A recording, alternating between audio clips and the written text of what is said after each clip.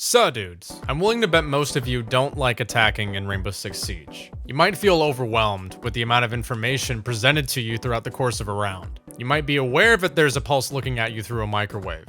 But should you allocate time to deal with him? Should you go work the vertical? Should you go open the wall? Just like the rest of my How to Play Every Operator videos, I'm not just going to focus on the function of the gadget, I'm also going to explain when and where to use it. You might have specific questions about what kind of gadgets you should use in the first place. Should I use secondary EMPs? Should I use breaching charges? Should I use smokes? I'm also going to use a number of different sight takes as examples, so that way you have a sort of mental playbook in the back of your head that you can use as a plan instead of just kind of wandering around aimlessly. Just like previous videos, there are timestamps and the operators are in alphabetical order. So let's start with Ace. If there's a clip in stretched res, it's from my buddy Sternib. Thanks for the help.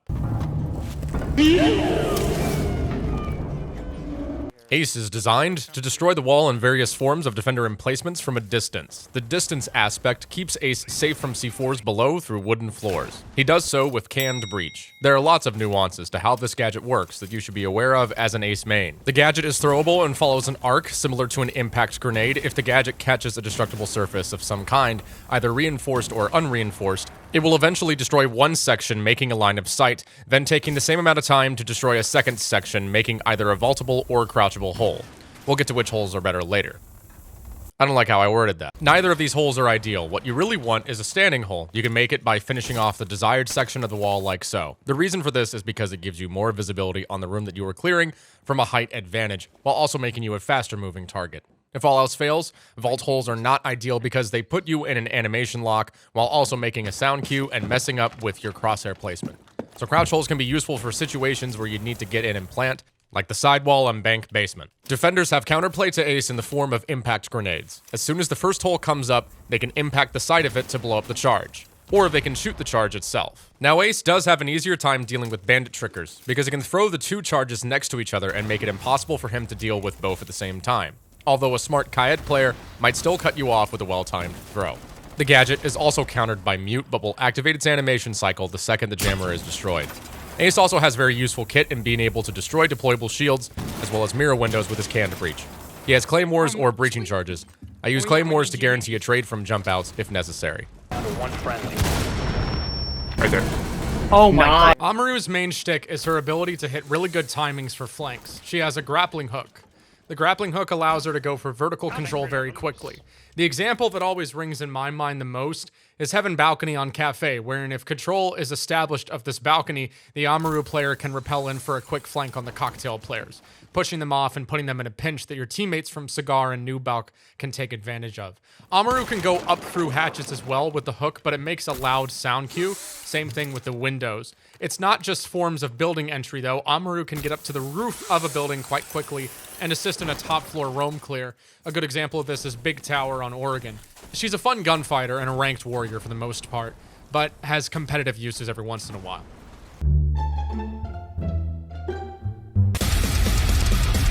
Ash's job is to take the initial gunfights for her team, but that doesn't mean she doesn't have useful gadgetry. Ash's gadget, the Pro Pipe, is used to destroy a wide manner of bulletproof utility, but it's also useful for making large holes in soft surfaces. The blast radius is sizable, enough to destroy most gadgets without a direct hit. It's nice to have when you don't have a direct line of sight on something you need to blow up. The Pro Pipe is an important aspect of Ash's kit, but she's built from the ground up to be a gunfighter. She has two solid primary weapons, the G36 and the R4C. The R4C has a high rate of fire and fast damage output, but a lot of recoil. The G36 has a scope, but a lot less recoil and a slightly lower rate of fire. It's a lot easier to control than the R4C and a more versatile weapon in my opinion for those reasons. However, the R4C is going to be the better close range option 100% of the time. So for fighting from further away, the G36 is better. Really up close, the R4C is better. Claymores or breaching charges.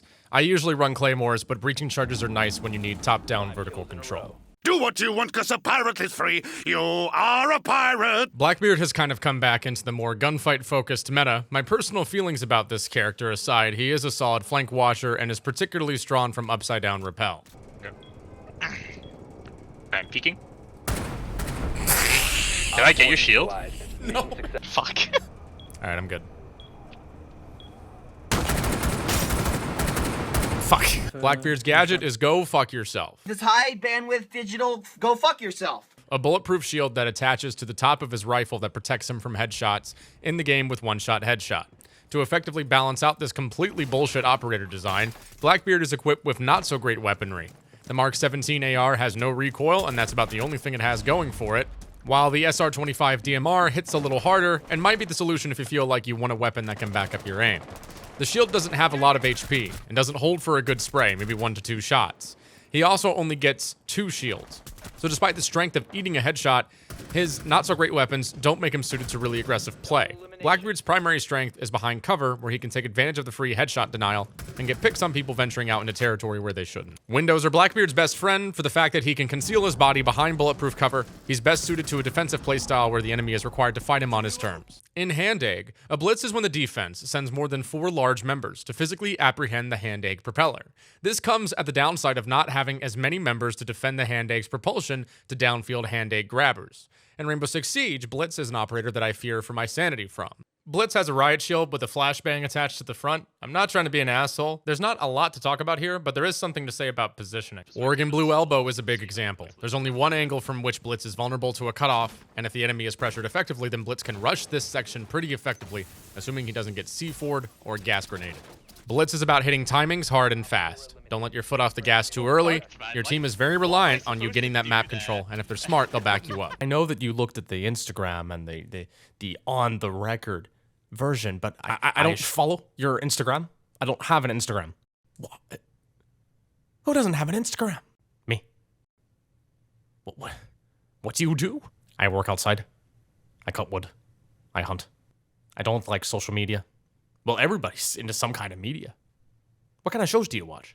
Nature ducks. Okay. Like polar bears. Yes, polar bears and beavers, and I have to change the oil in my router. Really? It's a joke. Oh, I know a joke. You want to hear it? No. Oh, come on, you would love it. All right, fine. What? What kind of shows do French people watch? I don't... Did you think I was French? You're not. Fine. What kind of shows do French people watch? Ace, please enlighten me. Kelka shows.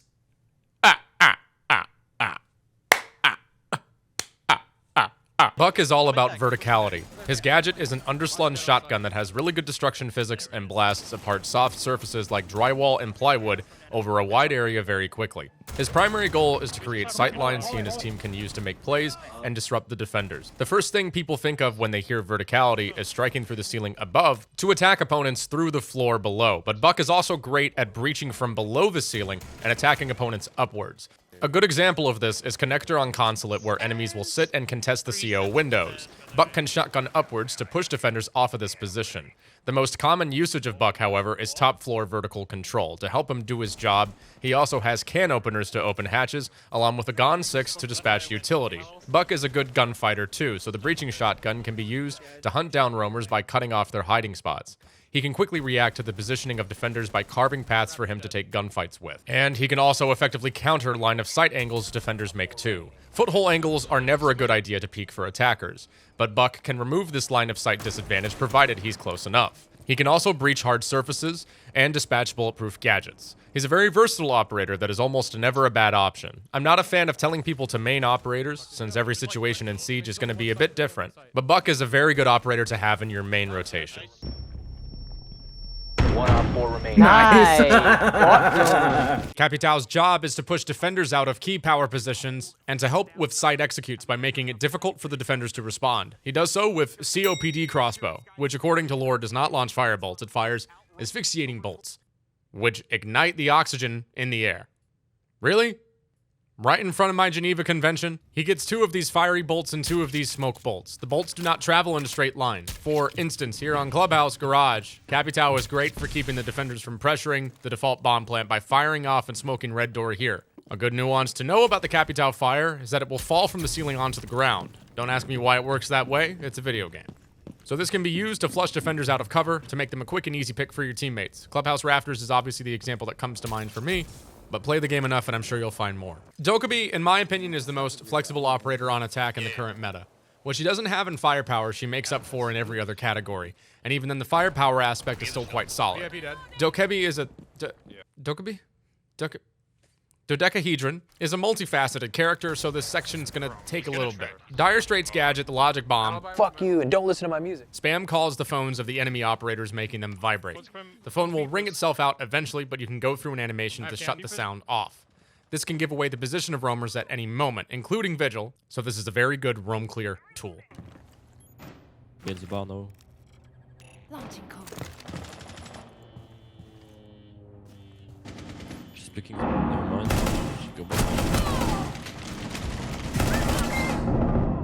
Not only that, it's a good site execute tool. Utilized while your team is pushing the site without the perfect amount of intel, the phone call will reveal hiding spots near the site, making it easier for your team to take gunfights, while also distracting the defenders.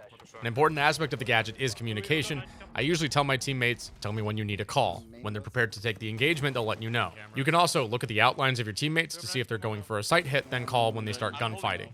Think of the dokkaebi call as a free magical call out that you can activate without having to drone anything. Finally, Damu can hack enemy cameras whenever a defender is picked off. By hacking the phone they drop, you can see dropped phones wherever they lie. Go through an animation, and you can use every one of the defender's cameras. That's Maestro's, Echo's, any camera at all. It includes default cameras placed throughout the map. So if you see an intel-heavy setup by the defenders, Ding Dong Ditch probably is a good pick. If all of that wasn't enough, she's a great utility op with a Gon 6 and even secondary EMPs. DoorDash is one of the most multifaceted operators in the game and almost never a bad pick to bring if you've already got your hard breach on the board. Finka's gadget is Nanomachine's son from the video game Counter-Strike source. I made it the fuck up. A Finka boost provides a small health boost of 20 HP that isn't insignificant when you consider that it's a global buff.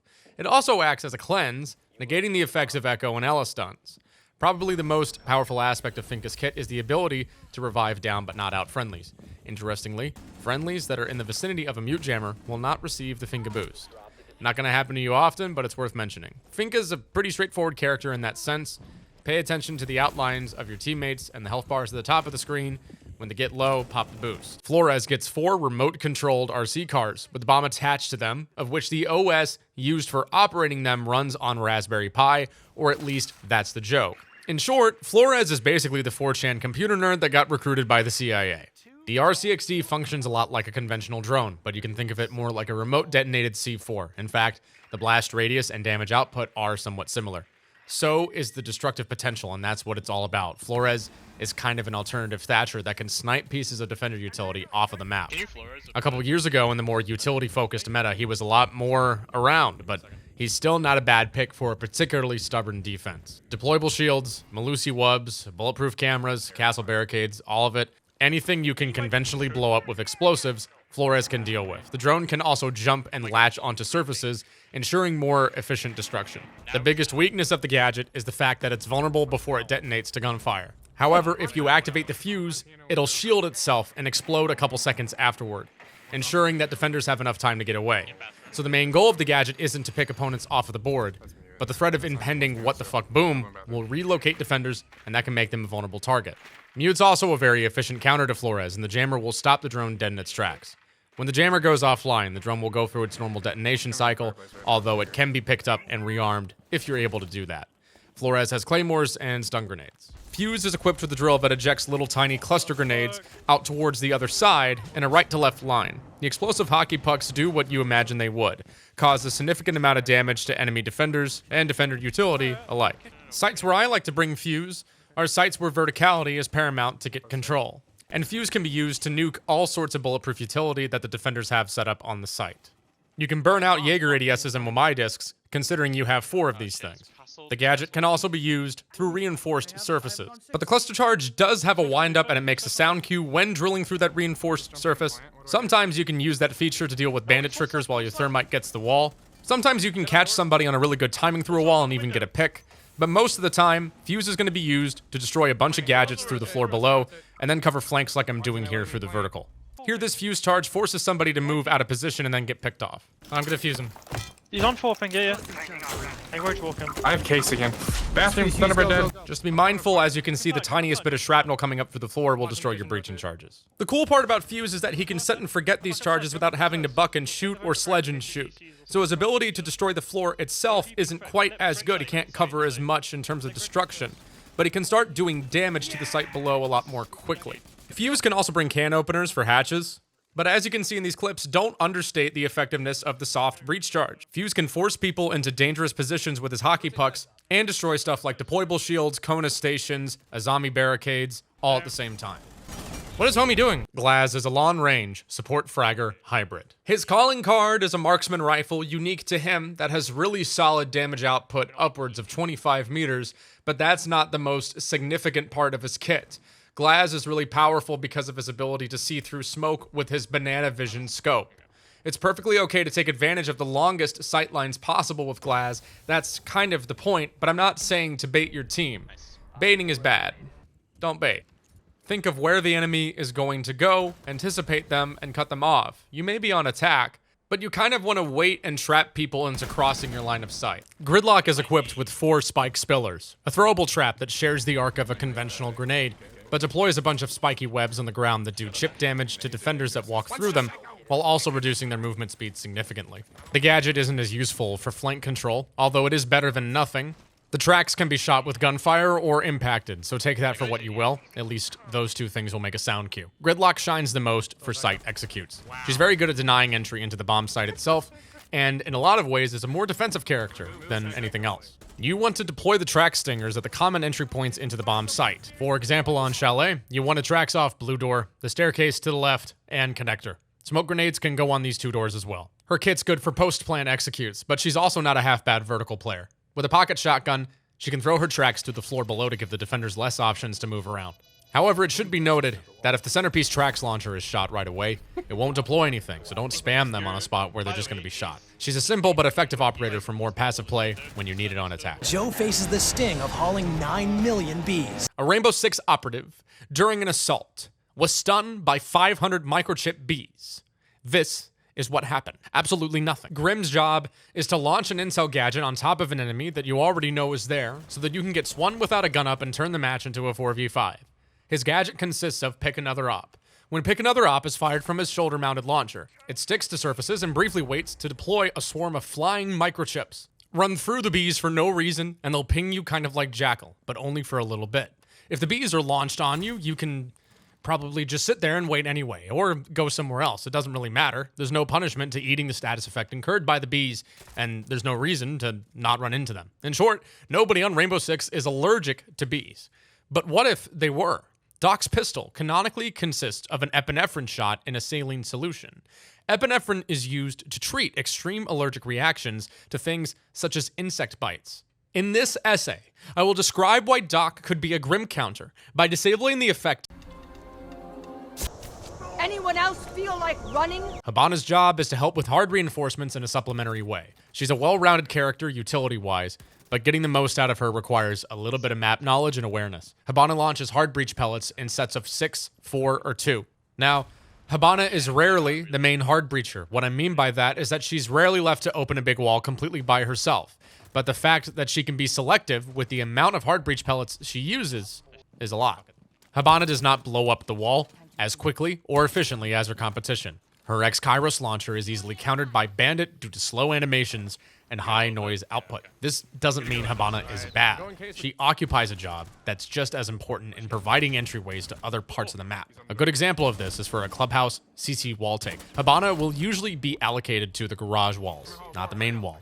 She can open a line of sight, cutting off the garage window, and default rotate. And she can also shoot the default cam safely. She can also open an entryway into the garage itself on the left side. Conventionally, this requires somebody with a can opener to do so, which is doable, but not as safe or fast as doing it from a distance with the launcher. Hibana is also the queen of hatch destruction. When you attack the basement, she can destroy the kitchen hatch safely without having to get worried about C4. And she'll have hard breaches to spare even after blowing up the kitchen hatch because she only needs 4 pellets total. Bathroom, going in bathroom. Oh yeah, I have shooting. Yeah, I have shooting. Nice. Iana is the premier gunner on attack right now, in part to the power of anime waifu and good weapons. Iana brings a very well-rounded gunfighting-based kit to a game that's heavily centered on information and acting upon it. What's better than an entry fragger that can drone for herself and her entire team multiple times throughout the course of a round? Go-Go Gadget Me is Iana's intel gathering primary gadget that creates a hologram of herself that will run into sight for free and irritate you considerably when you realize you could have gone for that play without using the gadget.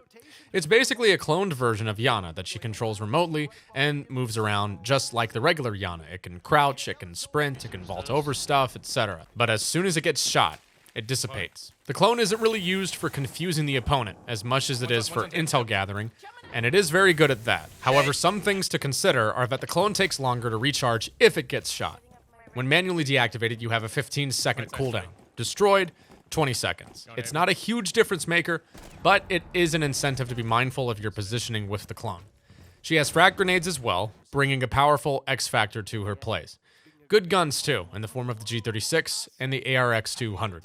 One of them with a higher rate of fire with less damage and scope options, whereas the ARX does not have any scope options. IQ's job is to get a read of enemy gadgetry, as well as any pesky pulses or solaces lurking below to send your teammates sky high with explosives. Her gadget is I Spy, a big wrist-mounted scanner that detects enemy electronics. IQ can aim down the sights of her pistol while running the scanner, which kind of leaves her vulnerable in every other kind of heads-up gunfight. However, it does essentially give her free wall hacks on Pulse and Solace when they have their gadgets activated.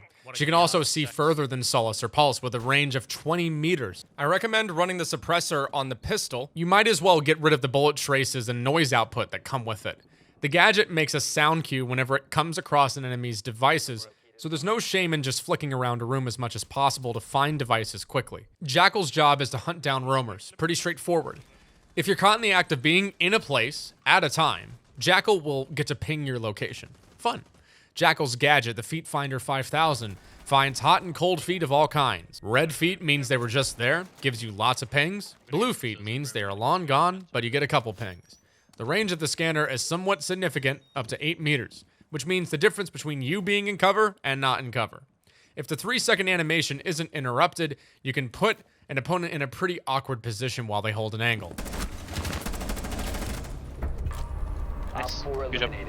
Callie is an operator that requires a lot of prior planning to get the most out of. Her gadget is the Splosion Stick, an underslung, launchable dart. She gets 4 of them. The dart will burrow into reinforced surfaces and blast gadgets on the other side, like mute jammers, bandit batteries, the like. The lance has a 3-meter blast radius, just a little bit bigger than a secondary EMP, which, in a lot of instances, is not going to be enough to deal with a well-placed Kaid stick around a corner of map terrain. This is why Callie is somewhat of a situational pick, and not super useful when a Kaid is on the board most of the time. However, there are some sight takes where she's not too bad. The main advantage of Callie's gadget over conventional EMPs is that she can use it to get rid of utility like deployable shields, bulletproof cameras, so on and so forth. Lion helps with crowd control and roam clearing in equal parts by forcing attackers to deal with precise timings by your teammates.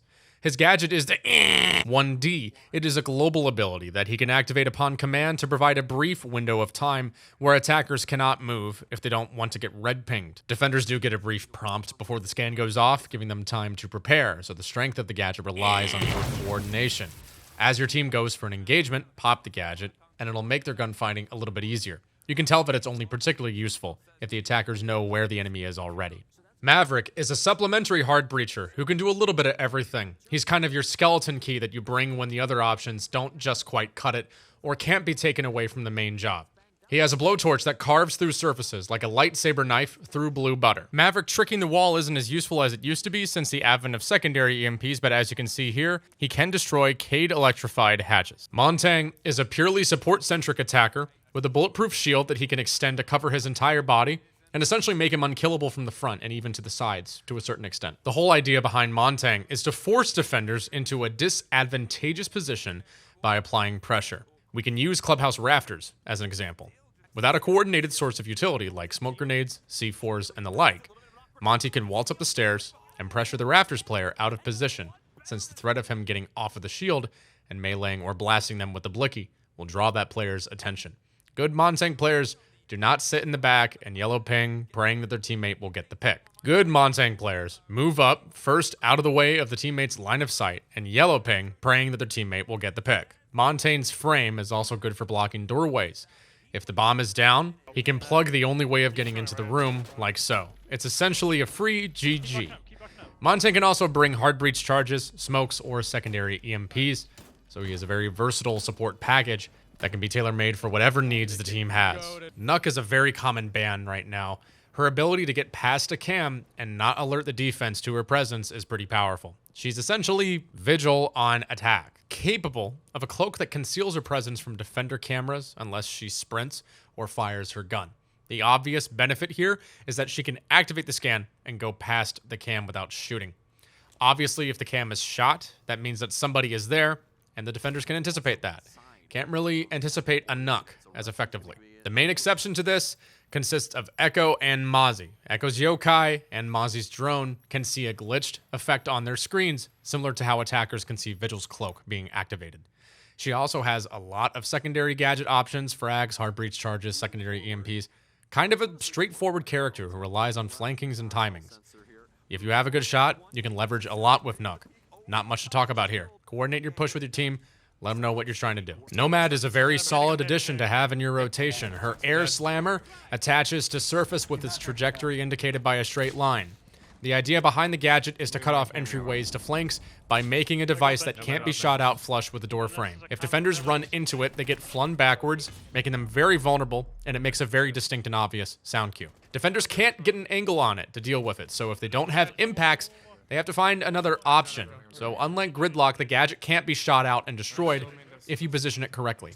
She gets 3 of them, so you can set up a static flank watch system to let your vertical players cook and start blowing up the floor below. My favorite strat with her is on consulate, where you can cut off the circle desk rotate and the power positions down below while staying safe in the process of doing so from enemy flanks. Her gadget is used more so at the beginning and throughout the course of the round, with an occasional usage for stopping flankers from denying the diffuser plant. Aside from breaching charges, she also has stun grenades to burn utility with or to make plays. Take the AK-74 if you want a bigger magazine, or the ARX if you want a bit more damage at the cost of a smaller 20-round mag. Both options are perfectly fine. Remember that the air jab only works on opponents that are running along the ground. So for jump outs like this isn't gonna work. Located a bomb. Osa is equipped with 2 sets of big bulletproof glass shields that she can deploy on the ground or in windows. It's essentially a deployable shield for attackers, but it gives her some really good passive angle holding options that her team wouldn't otherwise have. The smart ways to employ the Osa shield include any kinds of sight takes where you have long open sight lines, and the ability to hold for your teammates while they plant the diffuser. Top Square Bank is a good example. So are basement takes on Chalet and Consulate. The shields can go on windows as well, but I wouldn't do it unless you know what you're doing, because it's a great way to get C4'd. She has access either to secondary EMPs, smokes, or claymores. The secondary EMPs are probably going to be brought more often than not. She can help open the wall and help hold any peeks from the defenders while they try to contest your diffuser planter. The main weaknesses obviously include C4s and impact grenades. Legion is an example of a site anchor who will definitely try to get rid of your Osa shield very quickly. So you can't place it super close to the site without that consideration. But since she is a shield operator, she's kind of a makeshift Monty, able to keep herself from getting shot from the front. So she can scout ahead for her team and help them take map control as well. Her guns are solid. The 5.56 is better if you want to play from long range. The PDW is better if you want to fight up close. Viper's primary job is to manipulate the sight lines of the battlefield with an ability that rewards good prior planning and strategic decision making. Sens's ability is a throwable roly-poly that rolls along the ground, bouncing along hard surfaces it comes into contact with, and making a line of sight blocking wall. It's not a bad gadget per se, it's just difficult to get a lot out of, especially if you're not using it correctly. Here's an idea I came up with on the fly, where the bouncing feature of the Sens rollies is used to cut off the back end of the meeting room, and then you can plant on the stage. Sens also has hard breach charges, take that for what you will. When using Sens's gadget, try to think of ways you can use it to cross terrain more effectively. In particular, the gadget is good at rendering foothold angles, and effective since it blocks the foothold angle completely. The only question is, what are you going to do when you peek on the other side? Well, I hope you win your gunfight. Sledge's job is to get up top and work vertical, but he's also a great castle counter because his sledgehammer can destroy a wide number of bulletproof objects the defenders will have set up, but the LED-5 will destroy a number of non-bulletproof objects like enemy operators in sometimes 3 body shots. Sledge's primary job, though, is to create sight lines. through soft surfaces like the ceiling above the defenders. Vertical control is crucial for a number of sites in this game, and Sledge is the man with the plan for this role. He also has frag grenades and a very hard-hitting primary weapon that's considered one of the best, in my opinion. Straightforward, easy to use. The sky's the limit with Sledge, and he's a good character for beginners. Not to mention, he's still used at a competitive level quite a bit. Thatcher is still banned pretty frequently, but not as much as you may have noticed a couple years ago. Thatcher's main job is to get utility off of the wall so his teammates can blow it up. Pretty plain and simple. But there is a bit of nuance to it. The main thing you're going to be responsible for is dealing with the usual dokkaebi trick. The reason Thatchers always throw 2 at the wall is for a shotgun stick. When the stick is on the wall, it takes a second for it to wind up and actually arm to shock it. So if one stick gets shocked, dokkaebi will throw a second one. Throw the second EMP and you're good. Now there's a little electric slide that dokkaebi can do by picking up the stick and then throwing it back on and then picking it up again and fucking... If he's doing that, you need a buck or a zof or somebody to go below and deal with him that way. So just drone it. Thermite has been Mr. Hard Breach since times of Siege and Ticuum. He's the most efficient one in the game. His gadget animation is the fastest with the most amount of destruction, making a really big fucking hole. A standing hole, which you want. There are a number of drawbacks to Thermite, otherwise there'd be no point in bringing other Hard Breachers. First off, Thermite can only deploy his gadget at one spot at a time. It's a charge deployable with a mat, a lot like a conventional soft breaching charge. When he's doing this, Bandit can respond to it fast enough to get a battery down and trick the mat off of the wall. So if Bandit's tricking, you'll need to deal with that. Additionally, because he has to move across terrain and place the mat literally onto the wall itself, he is vulnerable to crossing angles to get there, and he can get C4'd from below. So Thermite is usually brought for exterior walls where these possibilities aren't there. Twitch is an entry frag, support? Oh, I guess that would make sense. Entry support? Twitch's job is to disrupt and harass the enemy defenses as much as possible with a taser-firing drone that will destroy just about anything that isn't bulletproof. Bandit batteries, mute jammers, cameras, etc. And it can do so from an infinite range in a straight line. That means you can surgically take out default cameras without ever having to set foot in a room. When I play Twitch, those are some of the first gadgets that I go for. It tells the team that there is a Twitch on the board and they should watch out for it, but not being able to get a bead on the location of the attackers as they are entering the building is nice to have.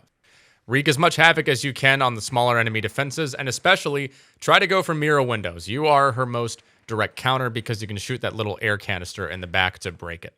Ying is equipped with the Bling Blow Bomb. It is either a rollable or a throwable super duper flashbang grenade. Ying's candelas are basically like a cluster flashbang, sending out 7 bright flashes in a row, kind of like Sens's roly-poly. They'll roll along the ground when you first toss them, eventually stopping and sending out flashes while making a noticeable sound cue.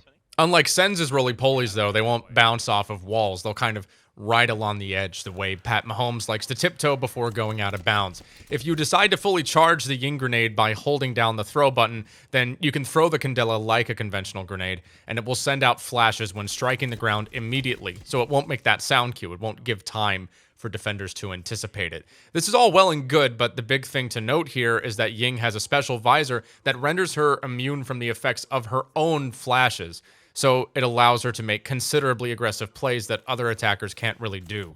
Something neat about the candela's functionality is the ability to deploy through soft walls. Much like the cooking mechanic for the conventional toss, the longer you hold Ying's candela in her hand, the sooner it will go off. But I think it probably makes more sense to use the flash fuse technique by placing the candela straight away, giving you time to rotate around and go for a play.